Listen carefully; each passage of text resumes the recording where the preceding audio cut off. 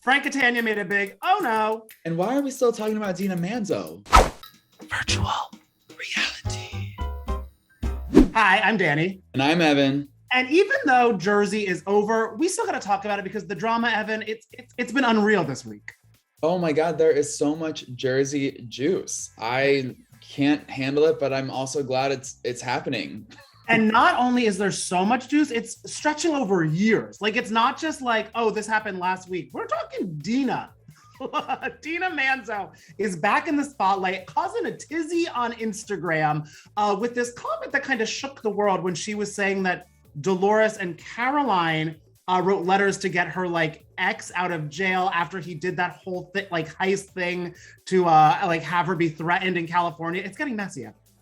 Yeah, I mean, it's kind of like insert Camille Grammer, but now we said it. Like, finally, I understand why the girls are fighting, why they don't get along. And I don't know, what do you think of the whole situation? Caroline and Dolores are out here writing letters in defense of Tommy Manzo, who was carrying out some sort of like mob-related attack on Dina's new now husband, Dave Canton. I mean, it's just absolutely wild. Where was Andy and the cameras for this? Speaking of Andy Cohen, I hope he heard Caroline Manzo say she would return to Real Housewives of New Jersey to knock the out of Teresa. I would get great pleasure, fans,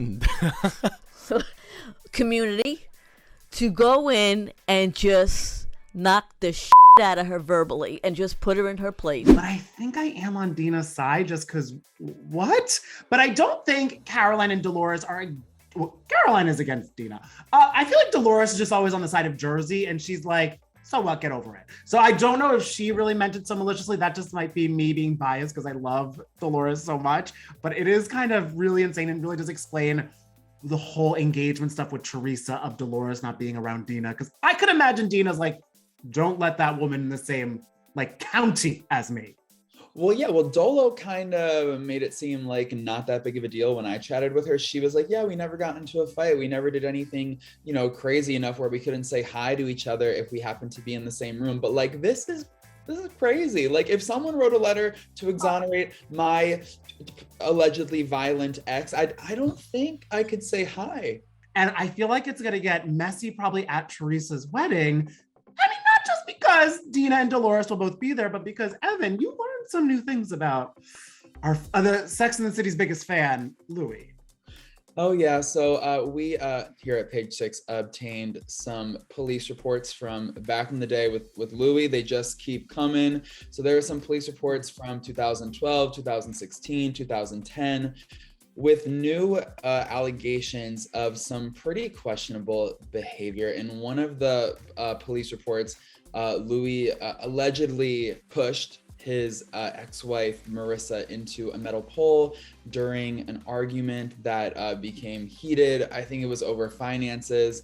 And then there was another police report where he allegedly sped off with a kid, and they just, it's a lot of stuff. I mean, at the end of the day though, Marissa did not file, she didn't press charges, and no arrests were made. And a source close to Louie tells us that all is good in present time, that everyone gets along. But the sort Teresa?